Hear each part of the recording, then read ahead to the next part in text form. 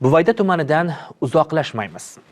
Bir muddat ilgari tumandagi 37-umumta'lim maktabi direktori o'qituvchilarni sutka davomida navbatchilik qilishga majburlagani aks etgan xabarlar tarqaldi. Qaysidir tarmoqda bu xabarlar ko'pdirmi ekanini aytilgan bo'lsa, yana boshqa xabarda maktab direktori qilmishi sabab ishdan olingani haqida aytib o'tildi. Yana bir xabarlarda shunday ma'lumotlar tarqaldi. Maktab direktori ishiga tiklangan emish. Xo'sh, bu xabarlar qanchalik haqiqat?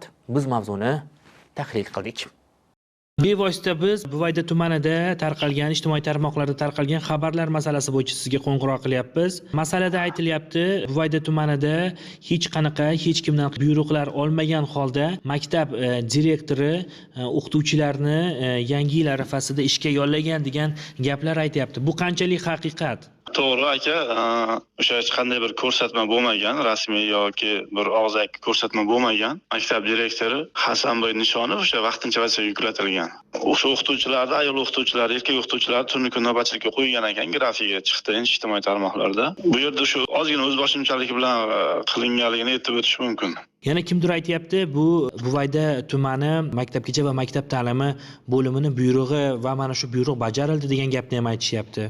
Yo'q, hech qanaqa biz tarafimizdan buyruq chiqarilmagan. Og'zaki qorovullariga shu hushyor bo'lishsin, yangi yil arafasi, betalofat o'tkazaylik bayramni deb qorovullariga hushyor bo'lishni chaqirganmiz. Bu ijtimoiy tarmoqqa tarqalgandan keyin o'zboshimchalik qilgan direktorga qaysidir ma'noda tuman bo'limi tomonidan chora ko'rildi, to'g'rimi? Ha, hozir mehnat inspeksiyasi tarafidan unga nisbatan menimcha jarima jazosi qo'llanildi.